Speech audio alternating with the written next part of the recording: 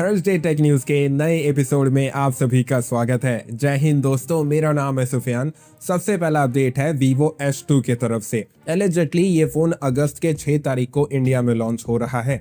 इसका पोस्टर भी सामने आया था, इसका ऑफिशियल लुक सामने आ चुका है, वो भी दिखा दूंगा। रुको एनहांस कर देता हूँ, ऐसा दिखाई देगा। इस फोन के कुछ एक्सपेक्टेड की स्पेसिफिकेशन सामने आ चुके हैं। जैसा कि मैंने कहा था, ये फोन कुछ खास चीजें प्रोवाइड नहीं कर पाएगा। इसका प्राइस रेंज होगा 45,000 रुपीज के आसपास, 45,000 रुपए के आसपास। देखो क्या होता है। लेकिन चलो, आपका एक्सपेक्टेशन जो था उसको तो मैंने सही जगह पे लेके आया। कुछ हफ्तों पहले मैंने Vivo X300e के बारे में बताया था। ये चाइना में लॉन्च होने वाला है। तो यार, ये फोन ऑफिशियल तौर पे जुलाई के 27 तारीख को चाइना में लॉन्च हो जाएगा। ऑफिशियली ये फोन दिखने में काफी अच्छा लग रहा है। लेकिन फिर से अगर आप इस फोन को सर्च मारोगे यूट्यूब पे, कुछ महान क्रिएटर्स आएंगे जो बताएंगे ये फोन इंडिया में आएगा, वीवो की V सीरीज के अंदर में आ जाएगा। सोर्स गया तेल लेने, बस इनको व्यूज चाहिए। अपने सब्सक्राइबर्स के इमोशंस के साथ खेलते हैं ऐसे सो कॉल्ड टेक क्रिएटर्स जिनके पास कोई काम धंधा नहीं है, बस व्यूज के चक्कर में बनाते रहते हैं वीडियोस। हल्की सी बात पे वीडियो बना देंगे, इतनी वीडियोस बनाते हैं, नोटिफिकेशंस के चक्कर में इंसान परेशान हो जाता है। आई डोंट नो आप लोग कैसे उन जैसे सो कॉल्ड टेक क्रिएटर्स को देख लेते हो जिनके 50,000 सब्सक्राइबर्स हैं, लेकिन वो 50,000 सब्सक्राइबर्स के लेवल का रिएक्शन नहीं देते, वो तवज्जो नहीं देते कि भाई वैसा कंटेंट भी बनाना पड़ता है। खैर, मैं अपने पर्सनल फीलिंग्स को साइड रखता हूँ। ये जो फोन है इंडिया में आएगा कि नहीं आएगा, एज ऑफ नाउ कोई इंफॉर्मेशन नहीं है, जब तक ये फोन ग्लोबल सर्टिफिकेशंस में दिखाई नहीं देता।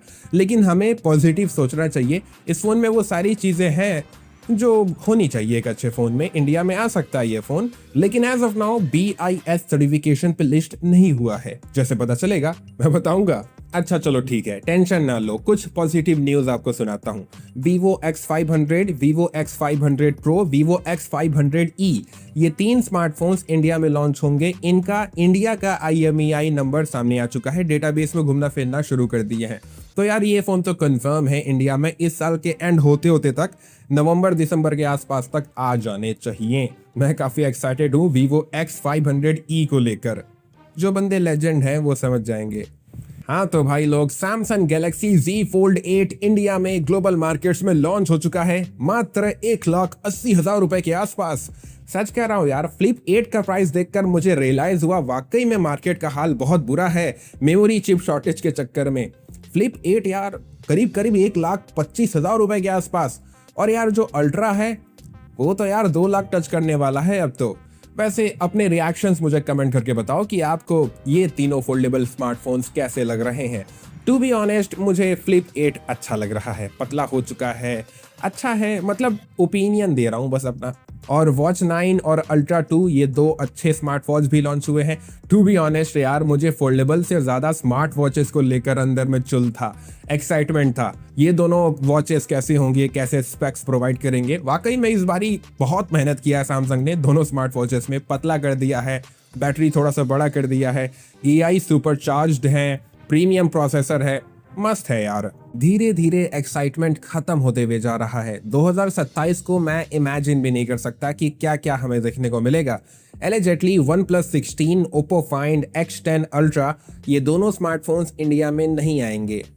बहुत ही यार दुख की बात है।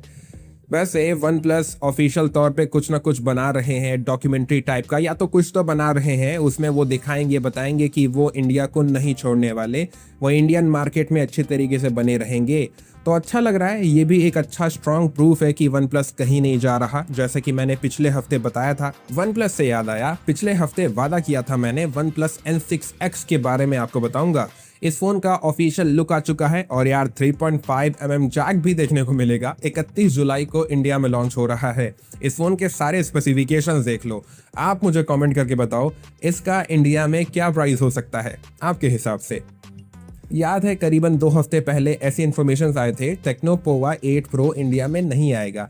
लेकिन यार टेक्नो नए टैक्टिक्स अपना रहा है, नई स्ट्रैटेजी बिल्डअप कर रहा है। दैट्स द रीजन अपने अल्ट्रा फोन को लॉन्च किया इंडिया में कैमन सीरीज के अंदर में, जो कभी वो करता नहीं था। लेकिन यार इस बारी टेक्नो पोवा 8 प्रो इंडिया में आएगा। इंडिया के BIS सर्टिफिकेशन पे लिस्ट हो चुका है। वैसे हम सबको पता है प्राइस बहुत ही ज्यादा एक्सपेंसिव होगा। इतने लंबे टाइम से जो इन्फॉर्मेशंस मैं आपको बता रहा था रियलमी के फ्यूचर के रिगार्डिंग, जो आपके अंदर डर था, मेरे अंदर डर था, वो सच हो गया मेरे भाई ऑफिशियल तौर पे। रियलमी चाइना के हेड ने काफ़ी सारे इन्फॉर्मेशन शेयर किए हैं रियलमी के फ्यूचर के रिगार्डिंग।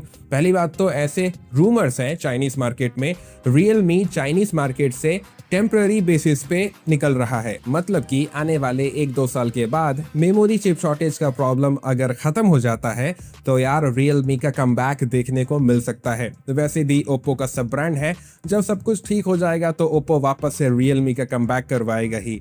लेकिन यार ग्लोबल मार्केट्स में स्ट्रेटेजी बहुत ही अलग लेवल पे चेंज हो चुका है।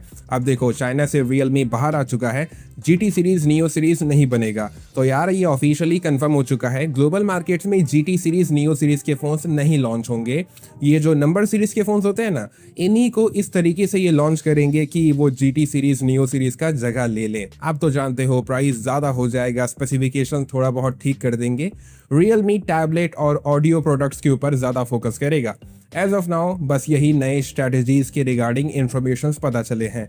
इन शॉर्ट कहूँ तो यार रियलमी का हो गया।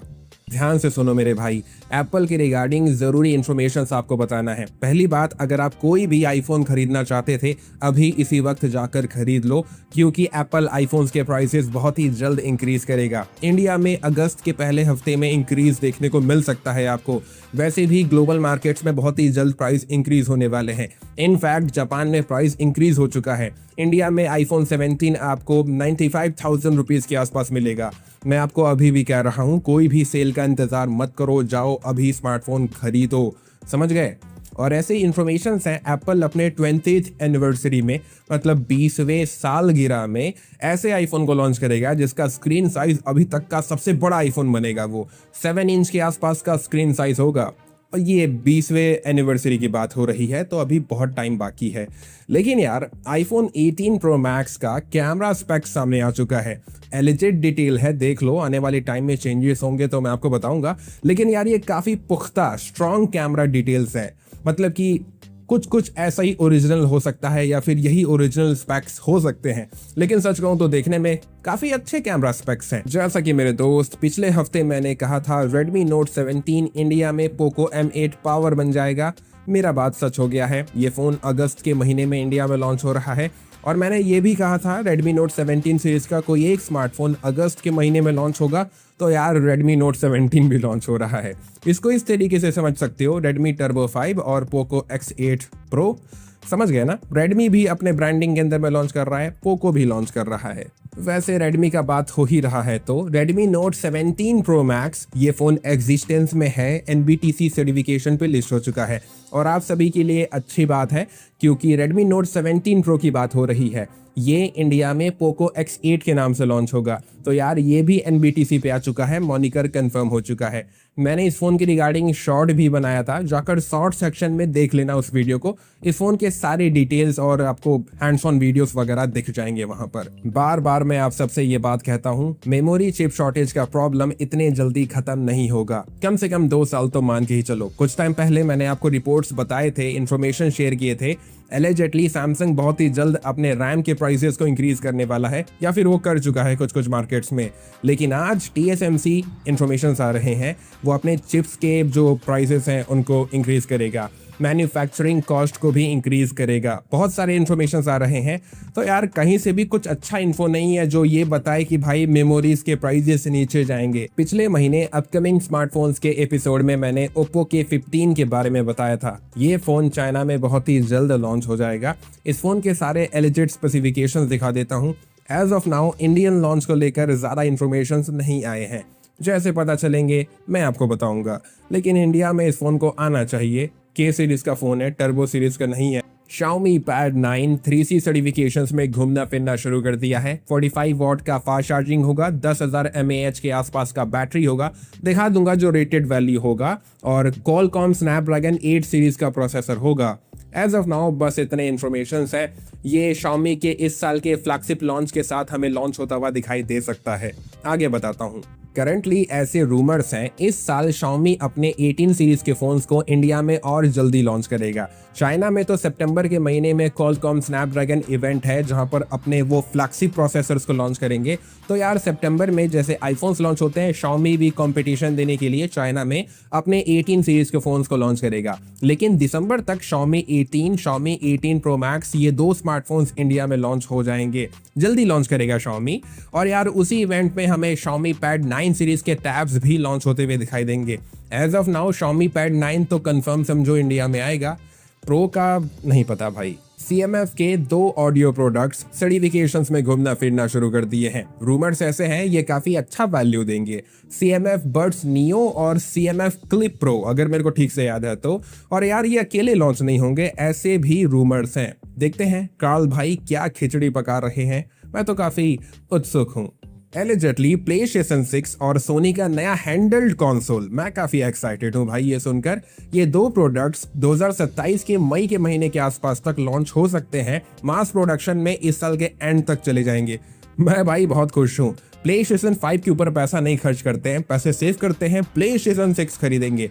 लेकिन यार उसको आने में टाइम तो लगेगा और मैं पूरी तरीके से यकीन रखता हूँ GTA 6 PlayStation 6 के लिए ज्यादा फोकस रहेगा। मतलब कि टाइम इतना इसीलिए लगा GTA 6 को क्योंकि वो PlayStation 6 के लिए ज्यादा अपने आप को प्रिपेयर कर रहे थे। नहीं तो यार खुद ही सोचो इतने करीब में वो क्यों PlayStation 5 में GTA 6 को लॉन्च करेंगे। उनका मेन रहेगा GTA 6 PlayStation 6। मोटोरोला अपने नए पैड को लॉन्च करने वाला है जुलाई के 31 तारीख को। मोटोरोला पैड 70 ग्रूव ऐसे करके है।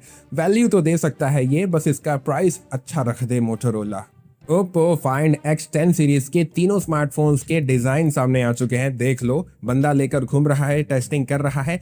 आई थिंक अब आप इमेजिन कर लिए होगे डिजाइन कैसा होगा ओप्पो Find X10 सीरीज के स्मार्टफोन्स का। नहीं इमेजिन कर पा रहे हो, ये रहा कॉन्सेप्ट रेंडर, देख लो। एलिजिटली इस साल के एंड होते होते तक ये स्मार्टफोन्स इंडिया में आ जाएंगे। मतलब कि इंडिया में Oppo Find X10, X10 Pro Max या फिर X10 Pro देखने को मिल सकता है, लेकिन इंडिया में आएंगे। अभी एज ऑफ नाउ वीवो के X500 सीरीज की तरह IMEI डेटाबेस के थ्रू इन्फॉर्मेशन पता नहीं चले हैं। इंडिया के लिए मॉडल नंबर जैसे सामने आएंगे मैं आपको बताऊंगा, लेकिन X10 तो आएगा ही आएगा। कंफ्यूजन है प्रो आएगा कि प्रो मैक्स आएगा। वैसे ओप्पो का बात हो रहा है तो जैसा कि मैंने बहुत टाइम पहले बोला था, wide fold smartphones, passport size foldable smartphone, इनका ट्रेंड शुरू हुआ है। सभी ब्रांड्स बनाना शुरू करेंगे। ओप्पो भी बना रहा है अपने नए पासपोर्ट साइज फोल्डेबल फोन को। वैसे बता दो ओप्पो ने ही सबसे पहले, मेरे को ठीक से याद है तो, पासपोर्ट साइज फोल्डेबल फोन बनाया था। फिर गूगल ने बनाया, फिर हुआवे ने बनाया, फिर सैमसंग ने, फिर एप्पल ने। तो यार अच्छी बात है मेरे दोस्त। अगर आप गूगल पिक्सल 11A के इंतजार में हो तो इसके एलिजिट स्पेसिफिकेशंस आ चुके हैं, देख लो मेरे भाई। इस बारी डिजाइन में काफी बड़े बड़े चेंजेस देखने को मिलेंगे गूगल पिक्सल 11A में। बस भाई यही रूमर्स हैं और जो स्पेक्स हैं वो देख लेना। As of now timeline clear नहीं है, थोड़ा सा वक्त दो, मैं आपको बताता हूँ। Poco F9 Pro, Poco F9 Ultra, ये दोनों स्मार्टफोन्स सर्टिफिकेशंस में घूमना फिरना शुरू कर दिए हैं। इनका मॉडल नंबर सामने आ चुका है, लेकिन as of now global versions के मॉडल नंबर सामने आए हैं। देखो यार इंडियन लॉन्च को लेकर एज ऑफ नाउ कोई इन्फॉर्मेशन नहीं है, लेकिन Poco F9 series under development में है। मेरे को जहां तक ठीक से याद है रेडमी अपने K सीरीज के नए फोन्स को लेके आ रहा है, उसी को पोको रिब्रांड करेगा। प्रॉबली रेडमी K100 सीरीज के फोन्स, अगर मुझे ठीक से याद है तो। मॉनिकर्स एज ऑफ नाउ कंफर्म नहीं है, मॉडल नंबर्स घूमना फिरना शुरू कर दिए हैं। पोको के दो नए प्रीमियम फ्लैगशिप फोन्स। भाई यहाँ तक वीडियो देख चुके हो, अब तो लाइक कर दो, चैनल को सब्सक्राइब कर दो। भाई आप वीडियो देखते हो लेकिन चैनल को सब्सक्राइब नहीं करते। iQOO 16T, according to digital chart session, iQOO अपने T सीरीज के ब्रांडिंग के अंदर में एक नया फोन बनाएगा इस साल के एंड तक, जहां पर हमें कूलिंग फैन देखने को मिलेगा, एक नया प्रीमियम फ्लैगशिप प्रोसेसर देखने को मिलेगा। चाहे वो Qualcomm Snapdragon 8 Elite Gen 6 series का प्रोसेसर हो, चाहे वो Dimensity 9600 सीरीज का हो, लेकिन ये फोन काफी प्रीमियम होगा। As of now Indian launch को लेकर कोई इन्फॉर्मेशन नहीं है। मैं आपको फिर से याद दिलाना चाहता हूँ, iQOO इस साल जितने फोन्स लॉन्च करना चाहता था वो कर चुका है। बस एक फोन बचा है, मेरे को जहां तक लगता है वो iQOO Z11 होगा। उसके बाद iQOO शांत रहेगा इस साल। एलिजिटली ऐसे ही इन्फॉर्मेशन है अकॉर्डिंग टू योगेश भाई, योगेश बरार। पिछले हफ्ते टेक न्यूज में मैंने ग्लोबल स्मार्टफोन्स मार्केट शेयर का रिपोर्ट आपको बताया था। Q2 2025 से Q2 2026 में 11% मार्केट गिर चुका है ग्लोबल स्मार्टफोन्स मार्केट का अगर बात करूं तो। लेकिन आज इंडियन स्मार्टफोन मार्केट शेयर का रिपोर्ट आ चुका है। Q2 2025 से Q2 2026 में अगर आप कंपैरिजन करते हो जनवरी, फरवरी, मार्च, अप्रैल, मई, जून, तो यार 10% मार्केट गिर चुका है। ये बहुत बड़ा क्रैश है। बहुत कम लोग ऐसे हैं जो स्मार्टफोन खरीद रहे हैं। जो बंदे स्मार्टफोन खरीद भी रहे हैं वो क्वांटिटी भी काफी कम है, मतलब कि लोगों ने स्मार्टफोन खरीदना बहुत कम कर दिया है। आप कमेंट सेक्शन में मुझे अपने रिएक्शंस बताओ। कुछ ऐसे ब्रांड्स हैं जिनका मार्केट शेयर थोड़ा ऊपर गया है, जैसे कि सैमसंग हो गया, ओप्पो हो गया, देख लेना, मैं आपको दिखा दूंगा। कमेंट करके बताओ आप कौन सा नया स्मार्टफोन खरीदे हो और आपने कितने पैसे बचाए। आपने सही टाइम पे फोन खरीदा कि आपने देर कर दिया, क्योंकि यार प्राइस हाइक तो हो ही रहा है, स्मार्टफोन के प्राइसेस तो बढ़ ही रहे हैं। वीडियो अच्छा लगा तो यार चैनल को सब्सक्राइब कर देना। हमेशा अपना ख्याल रखो, खुश रहो। जय हिंद, जय भारत।